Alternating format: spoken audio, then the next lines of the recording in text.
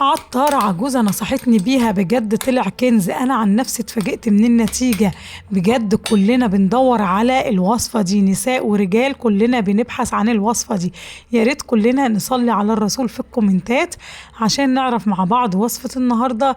بجد هتبهرك جدا من مشكلة كلنا بنعاني منها. هتعجبك جدا يا قمر. يلا لايك وشير وتمني لي الخير، ويلا بينا على وصفة النهاردة. مبدئيا معايا طاسة كده على النار، ومعايا 4 معالق كبار من زيت الزيتون. تمام كده. ونواة التمر دي مغسولة كويس جدا وسبتها نشفت. ومعايا كده حوالي 10 أو 15 من نواة التمر اللي احنا بنرميها دي، طلعت كنز. هنقلبها كده على النار في قلب الزيت لغاية ما نلاقيها اتحمصت كده ولونها، تحسي ان لونها اتغير، يعني مش تطلعيها على طول، لا، تلاقي لونها اتغير كده وخدت لون تحميصة كده في الزيت. بعد كده هضيف معلقة من حبة البركة، وكلنا عارفين فوائد حبة البركة، الحبة السوداء اللي رسولنا عليه أفضل الصلاة والسلام نصحنا بيها طبعا. تمام. هنقلب بقى حبة البركة كده مع نواة التمر ونسيبها برضو تاخد تحميصة كده، وتلاقي ريحتها كده ظهرت في المطبخ معاكي ولونها كده اتغير مع لون نواة التمر، بقى لونها محمر بالطريقة دي كده. بعد كده زي ما احنا شايفين خلاص كده بقت جاهزة معانا ما شاء الله. بقى هنطفي بقى عليها النار ونسيبها بقى تبرد تماما بدرجة حرارة المطبخ. وأول بقى اما تبرد هناخدها زي ما هي كده باللي فيها، نضيفها في قلب البرطمان اللي معانا ده. تمام كده. بنواة التمر بحبة البركة كلها فيها فايدة. هنفضيهم بقى في برطمان على قدهم بس.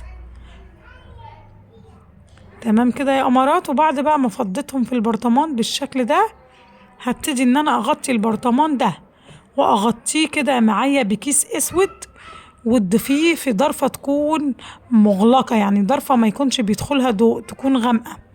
تمام. وتسيبيه كده لمدة يومين لغاية ما الزيت يتعتق. وبعد يومين بقى هتفتحي عليه وهتشوفي المعجزات. بجد هيعجبك جدا. بعد بقى ما تعتق لمدة يومين هنبتدي ان انا اجيب مصفى واصفي بقى كل الحاجات دي، ومش محتاجين غير الزيت اللي احنا عتقناه ده. بقى عايزة اقول لكم فوائده جميلة جدا، كلنا بنبحث عنها رجال ونساء عن الوصفة دي. بجد هتعجبك قوي يا قمر. الوصفة دي بقى جميلة جدا للناس اللي بتعاني من الصلع، والناس اللي عندها شعر راسها خفيف هتستخدميها تدليج للشعر، والناس اللي حابة حواجبها ان هي تتقل هتاخدي كده قطنة وتضيفيها في الزيت وتمرريها على حواجبك كل يوم بالليل قبل النوم، ومش مضطرة تشطفيها ولا اي حاجة لان الزيت مفيد جدا.